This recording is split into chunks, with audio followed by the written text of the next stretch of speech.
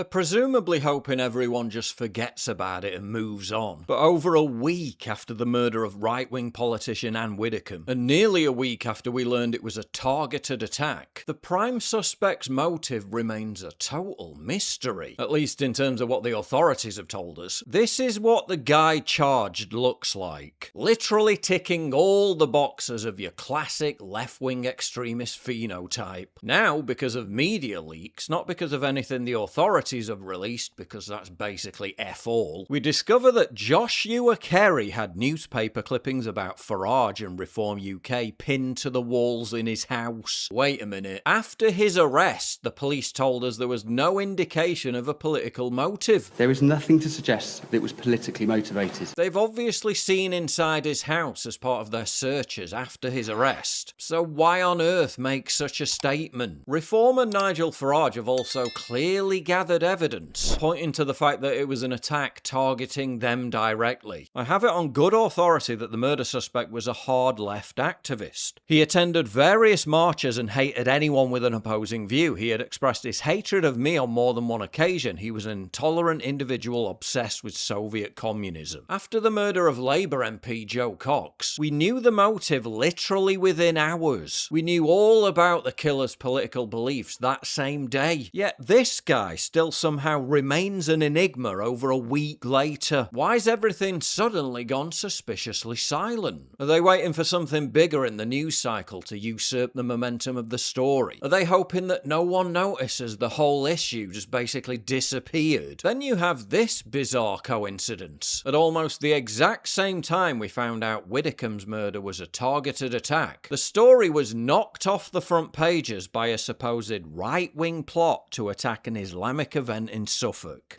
First tonight, 12 people have been arrested over a right-wing terror threat to an Islamic event at a Suffolk country estate. Organisers of the Istimar event at Shrubland Hall near Ipswich were told to finish early yesterday.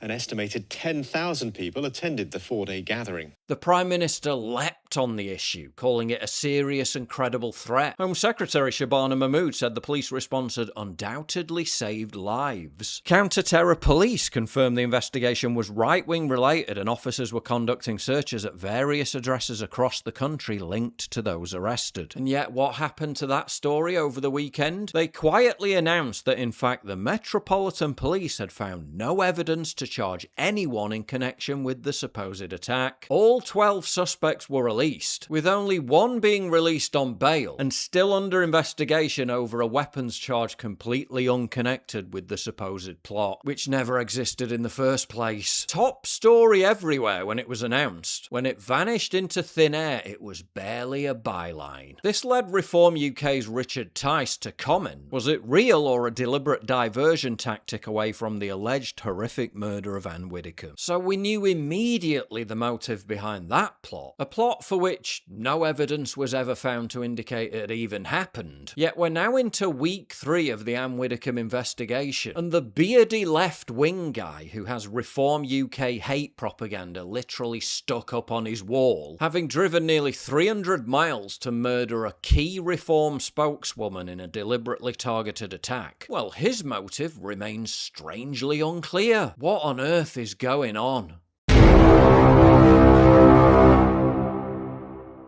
If you value what I do and you want to help support me, please visit pauljosephwatson.locals.com and either pledge a one-time donation or subscribe to join my community, get early access videos, and message me directly. And exclusive live streams coming soon too. Promise. Check out the Locals link down in the description. And don't forget to take a look at the brand new website modernity.news. That's where you'll find all my content, including exclusive articles. That's modernity.news.